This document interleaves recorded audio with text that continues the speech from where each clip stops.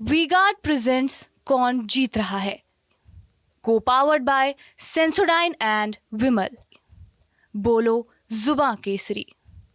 सपा विधायक इरफान सोलंकी मामले में एक बार फिर से तारीख पड़ गई है। क्या रहा कारण और अब कब फैसला आ सकता है, इस पे बात करने के लिए हमारे साथ मौजूद हैं डीईसी दिलीप अवस्थी। उनसे बात कर लेते हैं। आज आखिर क्या हुआ? तारीख पे तारीख पड़ती जा रही है, कम से कम ये 10वीं बार ऐसा है। आज क्या रहा कोर्ट का तर्क? माननीय न्यायालय ने ये कहते हुए तारीख नियत की है कि पिछली तिथि पे आप लोगों ने लिखित बहस दाखिल की थी। इरफान सोलंकी की लिखित बहस दाखिल हुई थी, रिजवान की और अब्यूजिंग दाखिल हुई थी। दोनों पक्षों को जो लिखित बहस पढ़ने के उपरांत उन्होंने माननीय न्यायालय ने कहा कि चूँकि कुछ कन्फ्यूजन था, कुछ समझना था, इसलिए आज निर्णय नहीं हो सकता है।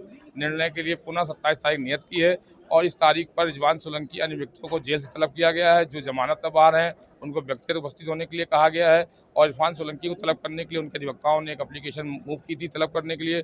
उससे माननीय न्यायालय ने इरफान सोलंकी को 27 मई को तलब कर लिया है। 27 मई को निर्णय आने की संपूर्ण संभावना है।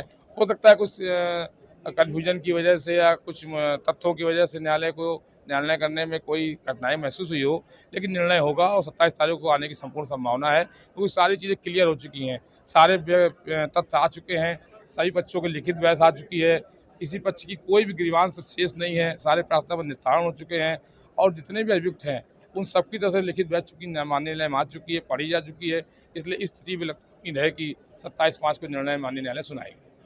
अगर हम बात करें एक टेक्निकल चीज़ की कि अगर 14 दिन बीत जाते हैं तो उसके बाद से फिर से एक बार बहस करनी पड़ती है, उसके बाद ही कोर्ट का फैसले की तारीख हो सकती है। तो क्या इस पूरे मामले में ये कोई टेक्निकलिटी जो है ये काम कर रही है? ऐसा नहीं है। 27/5 को 14 दिन पूरे नहीं हो रहे हैं, 28 हो रहे हैं, इसलिए 27/5 को निर्णय आने में कोई टेक्निकलिटी नहीं है, न ही 14 दिन पूरे हो रहे हैं, इसलिए 27/5 को निर्णय आने की संपूर्ण संभावना है। अब बाकी निर्णय करते समय माननीय न्यायालय को जैसा महसूस होता है जिसमें से निर्णय नहीं कर पाए हैं, इस संबंध में तो माननीय न्यायालय की कोई टिप्पणी करना उचित नहीं होगा। 27/5 को उम्मीद है कि निर्णय होगा और निर्णय सब लोगों के सामने होगा। हमारे साथ बचाव पक्ष के अधिवक्ता भी मौजूद हैं जो कि सह आरोपी हैं, उनके अधिवक्ता हैं। क्या रहा आपका कोर्ट के आप अभी तक का जैसा रहा है, आप लोगों ने जो लिखित बहस दी है उसके बाद से ऐसा क्या लग रहा है कि कोर्ट का फैसला क्या आ सकता है? हालांकि ये तो कोर्ट के ऊपर है, लेकिन आप लोग को क्या लगता है? देखिए, इसमें ऐसा है कि काफ़ी वॉल्यूमिनस रिकॉर्ड है, बहुत सारे गवाह भी हुए हैं और डिफेंस की भी गवाहियाँ हुई हैं और काफ़ी दिन आर्गूमेंट भी चला है। तो डेफिनेटली कोर्ट के लिए एक ये बड़ी टीडियस एक्सरसाइज है पूरी फाइल को पढ़ के समझ के और सही जजमेंट देना। तो इस वजह से शायद कुछ टाइम लगा। और वैसे जहाँ तक मेरी जानकारी है, ऑर्डर शीट पे आज भी ये लिखा गया है कि बहस सुनी गई। तो वो जो 14 दिन वाली बात है वो तो आज से तो 7 ही दिन बाद उन्होंने डेट निर्णय की फिक्स की है, तो 27 मई को निर्णय आ सकता है।